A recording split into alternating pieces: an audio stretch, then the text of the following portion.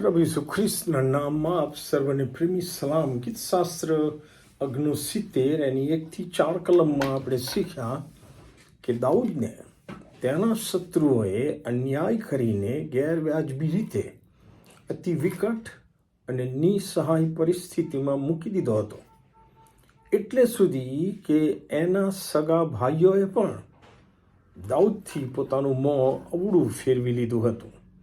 કલમ 8માં દાઉદ લખે છે કે હું મારા ભાઈઓને પારકા જેવો અને મારી માના પુત્રોને પરદેશી જેવો થયો છું. આવી કફોડી હાલતમાં પણ ઈશ્વર યહોવા તરફથી સહાય મેળવવા માટે દાઉદ પસ્તાવિક હૃદયે ટાટના વસ્ત્ર પહેરે છે. પૂરી નમ્રતાથી અને આંસુઓ સાથે એ દાઉદ ઉપવાસ પણ કરે છે અને યહોવાની હજૂરમાં જાય છે. ત્યારે યહોવાની નિંદા કરનારાઓ એ દાઉદની પણ નિંદા કરે છે અને મસ્કરી કરે છે.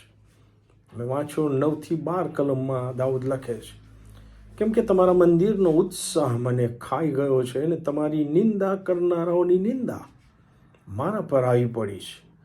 જ્યારે મેં રુદન કર્યું અને ઉપવાસ કરીને મારા આત્માને લીન કર્યો, ત્યારે તેને લીધે મારી નિંદા થઈ. જ્યારે મેં ટાટના વસ્ત્ર પહેર્યા ત્યારે તેઓમાં હું ઉપહાસરૂપ થયો. ભાગળમાં બેસનારાઓ મારી મસ્કરી કરે છે અને છાકટાઓ મારા વિશે રાસડા ગાય છે.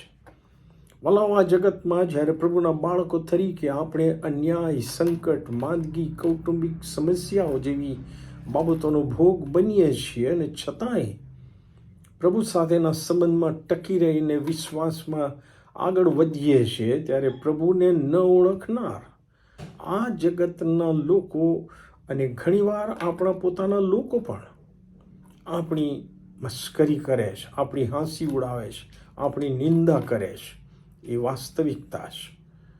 પણ આવી પરિસ્થિતિમાં પણ કલમ 13માં યહોવાને કરેલ પ્રાર્થનામાં આપણે પણ લાગુ રહેવું જોઈએ. દાઉદ કહે છે, પરંતુ હે યહોવા, હું તમારી પ્રાર્થના કરું છું. હે ઈશ્વર, માન્ય કાળમાં તમારી ઘણી કૃપાએ અને તમારા તારણની સત્યતાએ મને ઉત્તર આપો.